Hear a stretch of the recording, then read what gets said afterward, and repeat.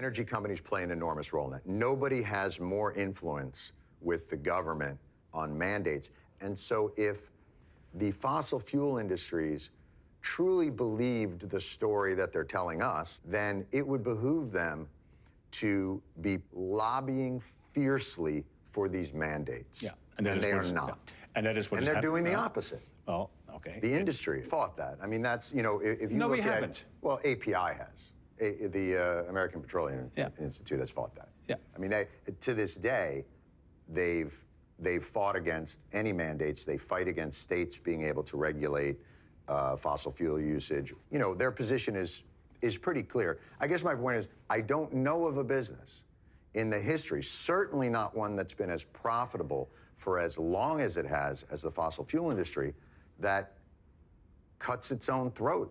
Yeah. Well, let me not talk too much about API, other than to say that we don't agree with them on everything, and that we are. Aren't you on their board? Yes, and we are working very hard to, of course, change the stance of the API in areas that we believe is important. But we are fiercely lobbying behind the scenes to make these mandates work. And listen, John, there is no sort of uniform solution. The solutions we're going to need to cut the demand in aviation is different from steel, is different from... It's got to go sector to sector, even with that. Sector by sector. So what do you need, will you need from the government? What do you need the government to help you transition? In every sector, there's a different type of government involvement needed. Sometimes putting a price on carbon will help. Sometimes subsidies may actually be really helpful to kickstart something. Mm-hmm. Sometimes it's going to be a standard or a mandate that needs to be set in there. And each industry is going to fight these mandates differently. Some will welcome them, but a lot of them will fight it. Yeah, well, if they are poorly designed, they will fight it. And then from large governments, like the United States, we need international leadership. Because if you think you can decarbonize the aviation industry on a national basis, that's not going to work. Right. If you look at aviation, you can fly on biofuels.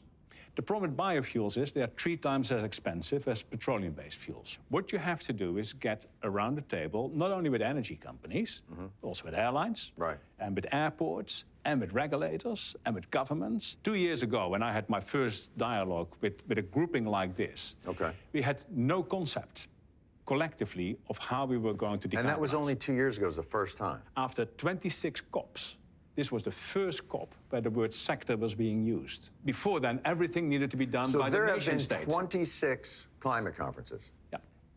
And this is the first one where everybody said, we should probably look at this sector to sector. Yes. So why is that? Why are we still talking about this as something we should be doing, not something we are doing? I think it is because of the unbelievable complexity of the problem, the fragmentation. How big a change would it be, though, if these energy companies were to together announce an ambitious plan for building out the infrastructures sector to sector, using the profits of the legacy business as seed money to that transitional infrastructure? We will need to use some of our oil and gas cash flows to build the hydrogen business of the future. Because if I was just only allowed to use the hydrogen income, it would take a century to build. Interrupting what is a brilliantly profitable business, which is oil and gas. Like, maybe the real people you need to convince are the shareholders of a company so accustomed to these incredible profit margins. So, truthfully, in my mind, unless we can convince energy companies that they own a lot of this future, we can't make that transition with the speed that we need to make it with. So here's maybe a different thought. Cleanup. Planet Earth as a Superfund site for carbon. Let's pay energy companies, the companies that extracted this fuel in the first place, let's pay you to clean it up. You cannot solve the problem by just sequestering the carbon that we take out. You can't just pull it out of the air and jam it into the ground. That's not a system-wide solution. The first thing you have to do is make your problem a whole lot smaller.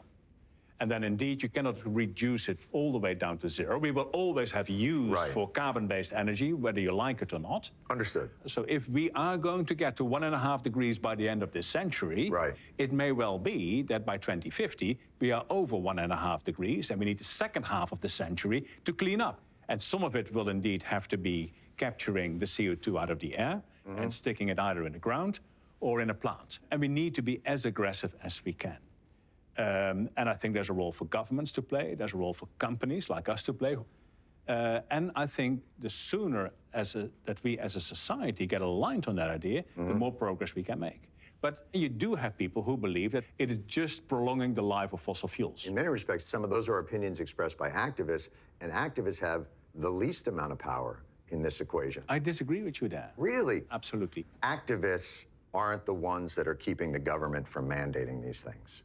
The industry is. The activist power has gone in through deep into society. Yes. And now we have discussions with our investors to just say, society doesn't want this, so why are you looking for this solution? They've done an amazing job of raising the consciousness of this and of putting pressure. But man, if we're having a Lifetime Achievement Award where we put energy lobbyists and customers of fossil fuels and governments and activists in the same room, like those first three I mentioned hold the real power. Yeah. And so how does an industry regain the trust of a public that so needs them to lead this transition when we're so accustomed to being in some ways, forgive the pun, gaslit by the industry, that they're far more concerned about this when you know what their core business is, and that trust is at an all-time low?